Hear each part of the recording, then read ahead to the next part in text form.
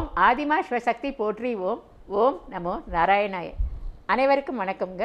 உங்கள் அனைவரையும் இந்த 305வது சிறப்பு பதிவு மகான் அகத்தியர் ஜீவநாடி அதிசக்தி சுறாக்கள் காட்டும் உலக அழிவு, உலகத்தின் இதய பகுதி சுறாக்கள் என்னும் சிறப்பு பதிவில் சந்திப்பதில் மிக்க மகிழ்வடைகிறேன்.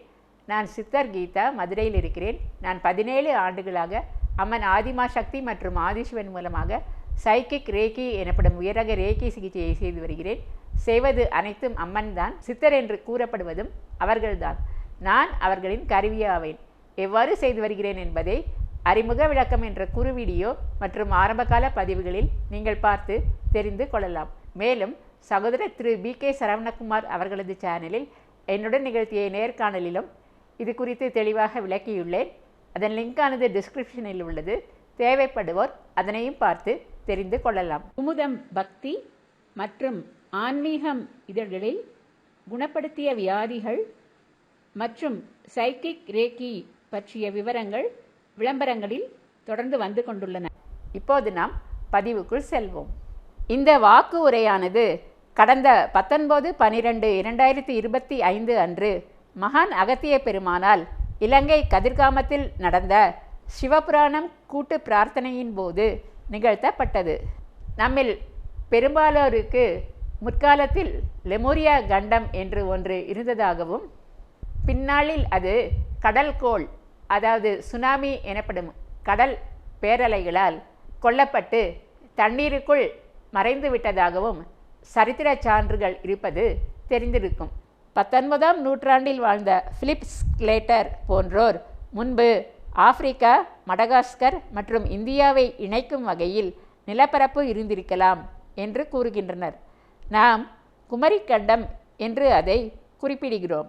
பண்டைய இலக்கிய சான்றுகளாக சிலப்பதிகாரம், கலித்தொகை மற்றும் அடியார்க்கு நல்லார் போன்ற நூல்களில் பஹ்ருலி ஆற்றுடன் பன்மலை அடுக்கத்து குமரிக்கோடு கொடுங்கடல் கொண்டதாக குறிப்பிடப்படுகின்றன.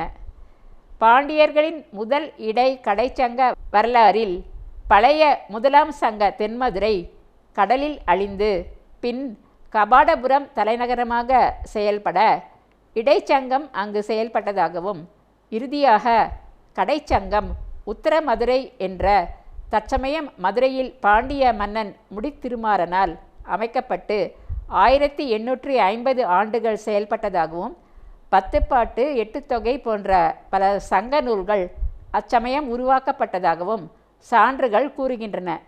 மகான் அகத்தியரும் தனது ஜீவனாடியில் உலகின் 50% நிலப்பகுதி கடலுக்குள் அமிழ்ந்து விட்டதாகவும், தற்சமயம் இருப்பது வெறும் மீதி 50% என்றும் குறிப்பிடுகின்றார்.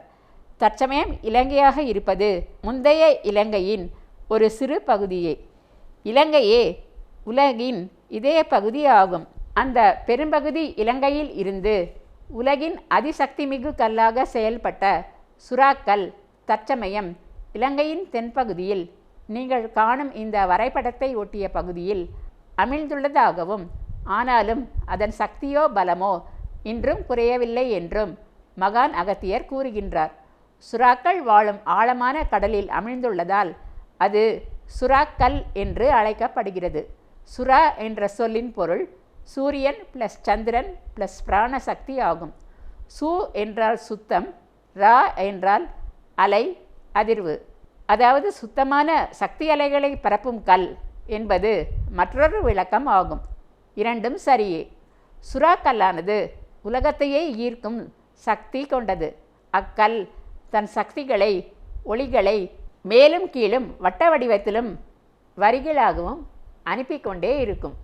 அந்த ஒளி அலைகளை தொடர்ச்சியாக அது அனுப்பிக்கொண்டே இருப்பதால் உலகில் உள்ள மனிதர்களின் எண்ணிக்கை எவ்வளவு இருந்தாலும் அவர்களை முழுவதும் தொடும் வகையில் அது பரவும். அச்சக்திகள் என்னவென்று பார்ப்போம். சுறாக்கல்லானது நீருக்குள் மறைந்து இருந்தாலும் அது சூரிய சக்தியுடன் தொடர்பு கொண்டதாக இருக்கிறது. அதே சமயம் சந்திரனின் சக்திகளை ஈர்க்கும் சந்திரகாந்த கல்லாகவும் இருக்கிறது. ஒருவர் ஜாதகத்தில் சூரியன் நல்ல நிலையில் இருக்க வேண்டும். ஏனென்றால் சூரியன் வலுப்பெற்றால்தான் அந்த சக்தி மனிதனை உயர்த்தும். சூரியன் வலிப்பெற்று சரியான நிலையில் இருந்தால் அதன் ஈர்ப்பு சக்தி மனிதனின் வாழ்வை ஆதரித்து முன்னேற்றம் தரும். அதற்கு வழியாக அமைவதே இந்த சுறா கல்தான். ஒரு மனிதனுக்கு சூரியன் அனுக்கிரகம் எவ்வளவு முக்கியமோ அதே போல்தான் சந்திரனும். சந்திரன் மனதை நிலைப்படுத்த வேண்டும் என்றால் அதிலிருந்து சக்தியை ஒரு மனிதன் பெற வேண்டும். இல்லை என்றால் மனிதன் மன அமைதி இழந்து தடுமாறி பல தவறான வழிகளுக்கு செல்வான். ஒருவனுக்கு புத்தியை பேதலிக்க வைத்து பைத்தியம் பிடிக்கும் நிலைக்கு ஆளாக்குபவன் சந்திரன். இந்த இரு கிரகங்களும் சுறாக்கள் மீது எதிரொலித்து ஒருவன் உள்ளத்தில் சரியாக செயல்பட்டால்தான் அவன் மனநிலை சமநிலையாக இருக்கும். அதை சமநிலைப்படுத்தி இயக்க பெரிதும் உதவுவது சிவ புராணமே. அதை தினசரி பாடி வந்தால் மனிதன் மனத்தெளிவு பெற்று சரியாக செயல்படுவான். ஆகையால்தான் கூட்டு பிரார்த்தனையில் சிவபுராணம் முக்கிய அங்கம் வகிக்கிறது. 1000 பேர் பாடும் இடத்தில் ஒருவன் தாள லயத்துடன் முறையாக பாடினால் அவனுக்கு 1000 முறை பாடியதற்கான பலன் கிட்டும். அந்த சுறாக்கல்லின் தனிப்பெரும் சிறப்பம்சங்களை இப்போது நாம் அறிந்து கொள்வோம். அந்த கல்லுக்கு எதை வேண்டுமானாலும் கொடுக்கக்கூடிய சக்தி இருப்பதாலேயே அதற்கருகில் மனிதன் தவம் செய்தால் அவன் தவத்தின் பலன் பல மடங்கு அதிகரித்து மனிதன் சாதிக்க நினைத்த எதையும் சாதிக்க முடியும். அதனால்தான் அந்த கல்லின் வடிவம் அல்லது சின்னம் பல இடங்களில் தெய்வீக பொருளாக கல் சிலைகளாக உள்ளது. அது அந்த சக்தியை நினைவூட்டும் அடையாளம். இந்த இரகசியத்தை அனைவரும் உணர்ந்து கொள்ளுதல் அவசியம் என்கின்றார் மகான் அகத்தியர். இப்போது மற்றொரு இரகசியம் வெளிப்படுத்தப்படுகிறது. இறைவனுக்கு தீப ஒளி, அபிஷேகங்கள், வாசனை திரவியங்கள் ஏன் சமர்ப்பிக்கின்றோம் என்ற கேள்விக்கான பதில். அது அந்த சுறாக்கல்லை சூழ்ந்து இயற்கையாகவே பேரொளி உள்ளது. அங்கு பல வகையான பூக்கள் மற்றும் வாசனை திரவியங்கள் தானாகவே உருவாகின. சுறாக்கல் நீரில் மறைந்திருந்தாலும் அதை சுற்றி ஒளி, வாசனைமிக்க பூக்கள், இலைகள், திரவியங்கள் போன்றவை தானாகவே உருவாகி அந்த கல்லின் ஆற்றலை பல மடங்கு உயர்த்துகின்றன. உலகத்தையே ஈர்க்கும் ஒரு விசேஷ சக்தியை உருவாக்குகின்றன. இதை உணர்ந்தாலே ஆலயங்களில் இறைவனுக்கும் பூசைகளில் ஒளி, வாசனை திரவியங்கள் சமர்ப்பிக்கப்படுவதற்கான காரணம் புரியும். பெரிய பெரிய ஞானிகளை உருவாக்குவதும் அந்த சுறா கல்லே. அது மேலும் கீழும் வட்ட வடிவத்தில் வரி வரியாக அனுப்பும் சக்திகளாலேயே கதிர்காமத்திலிருந்து மேல் நோக்கி பார்த்தால் அநேக திருத்தலங்கள் அமைந்துள்ள இரகசியம் புரியும். உலகத்தின் இதயம் சுறாக்கல் அருகில் அமைந்து உள்ள தென் இலங்கை. ஆகவே இலங்கையை அழியா வண்ணம் பாதுகாப்பாக வைப்பது அவசியம். ஸ்ரீலங்காவை தொடக்கமாக காட்டினால் அங்கிருந்து தென்னிந்தியா, அதாவது தமிழ்நாட்டு எல்லை வரை ஒரு இதய பகுதி உருவாகிறது. இந்த இதய பகுதி விரிவடையும் இந்திய பகுதி, அதாவது தமிழ்நாட்டு பகுதியில் இறை சக்தி அதிகமாக இறங்குகிறது. தென்பகுதி கடல் வயிறாக செயல்பட்டது கடலில் மூழ்கிவிட்டது. பஞ்ச ஈஸ்வர தலங்களுள் ஒன்றான தொண்டீஸ்வரம் தென்பகுதி இலங்கையில் அமைந்துள்ள அது முன்னர் சந்திரசேகரீஸ்வரம் என்று அழைக்கப்பட்டது, இப்போது உள்ளது. அங்குள்ள தேவேந்திர விஷ்ணு கோவில் அருகில்தான் அந்த கல் கடலில் மூழ்கி உள்ளது. அங்கு அருகிலுள்ள சூரியனார் கோவிலில்தான் சூரிய ஒளியானது முதலில் படும். அப்போது அந்த காலத்தில் உள்ளவர்கள் எல்லாம் அங்கு அமர்ந்து அந்த சூரிய ஒளிப்படும் நேரத்தை குறிப்பார்கள். சித்தர்கள் இந்தியா, குறிப்பாக தமிழ்நாடு, இலங்கை போன்ற இடங்களில் அதிகமாக ஏன் தோன்றினார்கள் என்றால் அங்குதான் ஆன்மீக துடிப்பும் பக்தியும் சக்தியும் அதிகம் உள்ளன என்பதால்தான். இறைவன் தங்கும் அந்த இதயத்தலம் பாதுகாக்கப்படாது கெட்டால் அனைத்தும் சிதைந்து விடும்.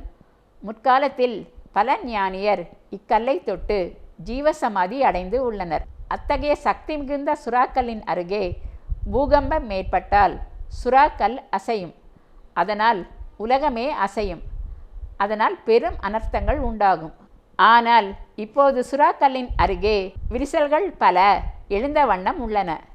ஆகையால் அதிவிரைவில் பூகம்பங்கள் பல எழ உள்ளன. இவ்வாறு பூகம்பங்கள் எழுந்தால் சுறாக்கல் அசைந்து விடும்.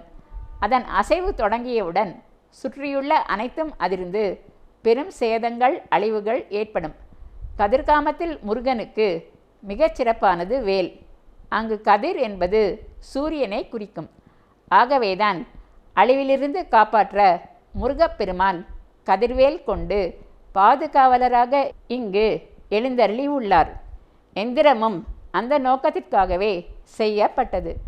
குமரிக்கண்டமாகிய வயிற்றுப்பகுதி நீர் நிறைந்து அழுக்காகி விட்டது. சுறாக்கள் வளர வளர சூரியனின் வெளிச்சமும் அதிகமாக இருக்கும். அப்போது அது கடலின் ஆழம் வரை சென்று தரையை தாக்கும். இதனாலேயே பூகம்பங்கள் பல வெடிக்கும். அப்போது உலகமே தத்தளிக்கும். சுனாமியாக கடல் நீர் ஊர்களுக்குள் புகுந்து விடும். இதனால்தான் அப்பனே உலகம் பல ஆயிரக்கணக்கான முறை அழிந்து அழிந்து மீண்டும் திரும்ப வந்து கொண்டே உள்ளது. சூரியனின் ஆயுட்காலம் மெதுவாக குறைந்து வருவதால் அதன் தாக்கங்களும் மாற்றங்களும் பூமியில் அதிகம் உணரப் பெறுகின்றன. அழிவின் முதிர்ந்த நிலை வெயில். அந்த அழிவை தவிர்க்கும் அல்லது குறைக்கும் சக்தியும் ஏக இறையால் உருவாக்கப்பட்ட சுறாக்கல்லுக்கு மட்டுமே உள்ளது. அதிலிருந்தே பல தெய்வங்கள் தோன்றின. இறைவன் ஒருவனே. அவனிடமிருந்து பிரிந்த பல வடிவங்களே உலகில் தற்சமயம் வழிபடப்படும் அனைத்து தெய்வங்களும். ஏகன் அநேகன் இறைவன் அடி வாழ்க என்று சிவபுராணம் கூறுவதன் அர்த்தம் இதுதான். இந்த உண்மை நிலை தெரியாவிட்டால் உலகில் உள்ளோர் அனைவரும் ஒரே இறைவன் மூலம் உருவான ஆன்மாக்கள்தான் என்பது புரியாவிட்டால் உலகத்தில் வரும் காலத்தில் அழிவுகள் மதத்தினால் வரும். என்னிறைவன் பெரியவன் என்னிறைவன் பெரியவன் என்ற எண்ணம் வலுவாகி அழிவுகள் மத சண்டைகள் தானாக வரும். ஏனென்றால் இறைவன் யார்? அவனே ஏக பரம்பொருள் என்ற உண்மையை அறிந்து கொள்ள முற்படாததாலேயே ஆகும் என்று தன் நீண்ட ஜீவநாடி தொகுப்பை நிறைவு செய்கின்றார் மகான் அகத்தியர். தமிழ்நாட்டில் மட்டுமே கிடைக்கப்படுவது ஜீவநாடி. இந்த ஜீவனுள்ள நாடி மக்கள் நலனுக்காகவே தற்சமயம் அதிகமாக ஞான சித்தர்களால் வழங்கப்பட்டு வருகிறது. சுறாக்களுக்கு ஜாதி மத பேதங்கள் கிடையாது. ஏனென்றால் அது தெய்வக்கல். மனிதன் மதம் காரணமாக அழிவை தேட முற்பட்டால் அது பூகம்பங்களை சுனாமிகளாக்கி உலகை அழிக்கும் சக்தி வாய்ந்தது. ஒன்றே குலம், ஒருவனே தேவன். மகான் அகத்தியர் வழி நிற்போம். ஏக இறைவன் சதாசிவம், அல்லாஹ், பரமபிதா என்று பல பெயர்களால் அழைக்கப்படும் இறைவனை என்றும் பணிவோம். அவரே பரம்பொருள் ஆவார். இப்பதிவை இத்துடன் நாம் நிறைவு செய்து கொள்வோம். சப்ஸ்கிரைப் செய்யாதவர்கள் அவசியம் செய்யுமாறு கேட்டுக்கொள்கிறேன். மேலும் கேஸ் விஷயமாக என்னை சந்திக்க விரும்புவர்கள் கீழே வரும் தொலைபேசி எண் 0452420851 என்ற தொலைபேசி எண்ணில் தொடர்பு கொள்ளுமாறு கேட்டுக்கொள்கிறேன். லைக்கும் போட்டு உற்சாகப்படுத்தலாம். கமெண்ட்ஸிலும் தங்கள் கருத்தினை தெரிவிக்கலாம். இதுவரை பொறுமையாக பார்த்த உங்கள் அனைவருக்கும் எனது மனமார்ந்த நன்றிகள். வணக்கம்.